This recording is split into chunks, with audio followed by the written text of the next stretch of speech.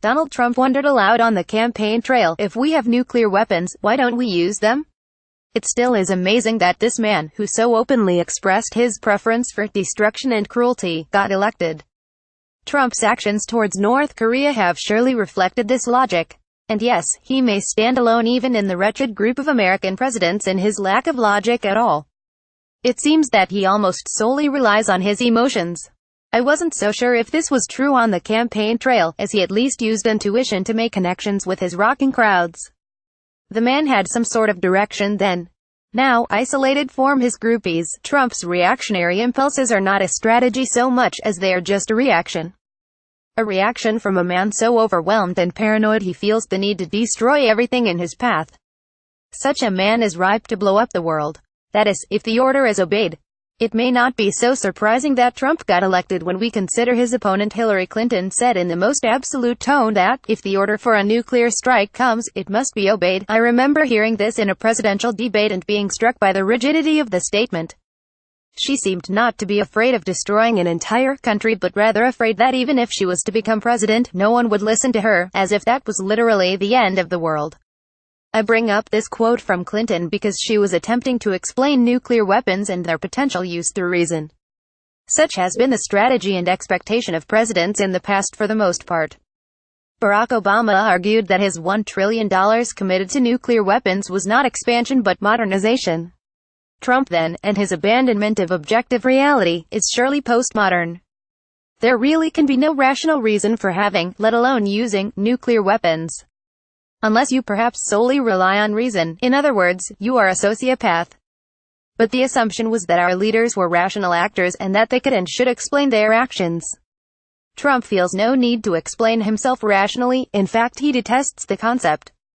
I remember him throwing paper towels at the people of Puerto Rico after refusing to give them any sort of aid. The disastrous conditions in Puerto Rico are an atrocity. Henry A. Giroux's concept of disposable population seems especially true for Puerto Rico.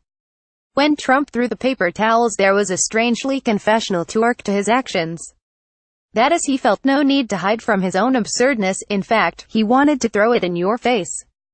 Trump here does not even seem to be angry, he is just relieved to get it all off of his chest.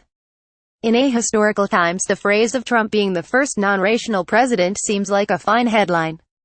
But perhaps there is also the argument to be made that when it comes to the issue of nuclear weapons, he is the first rational president. The logic of having nuclear weapons at all is rather insane.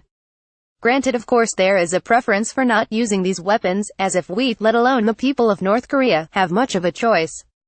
What Trump highlights through his ignorance of foreign policy in the United States is that the reason for nuclear weapons isn't so much to blow entire countries up.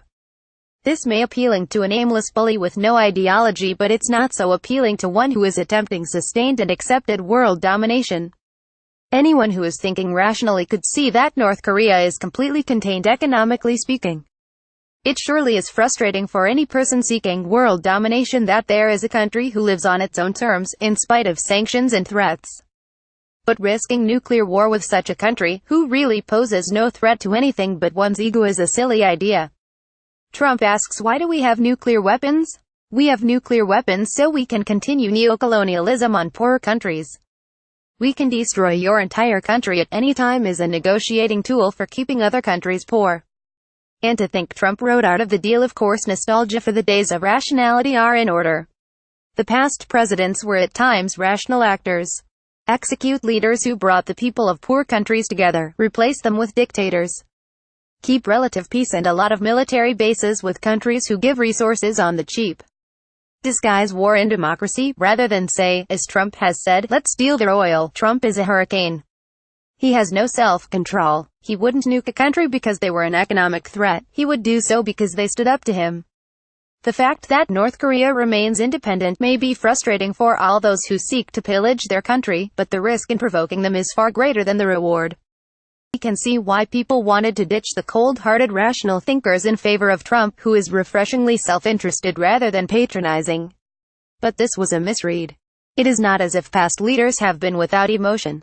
He clearly felt, emotionally, that America whiteness is assumed here was morally and genetically superior, even if we had no rational reason for believing it.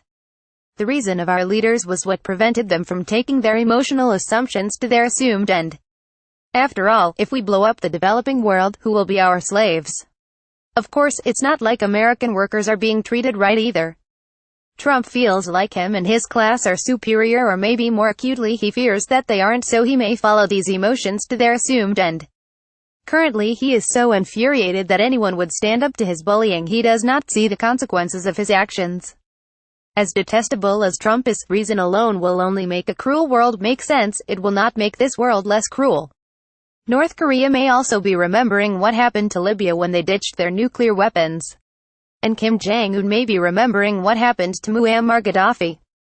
I agree with Tulsi Gabbard when she says, in order for serious negotiations to have a chance, our country must actually end our regime change war policies. This is necessary for North Korea to see that we are serious when we say we are not interested in toppling their regime, and that we are serious about achieving peace, stability, and prosperity in a denuclearized Korean peninsula. North Korea can and should be negotiated with. Can Trump be negotiated with? Bribed, maybe. While Trump is surely a unique and seemingly hopeless actor, our policy towards North Korea and the rest of the world has been one of domination, exploitation, and when necessary, decimation. And all justified through reason, a supposed supremacy of our people over others in the world.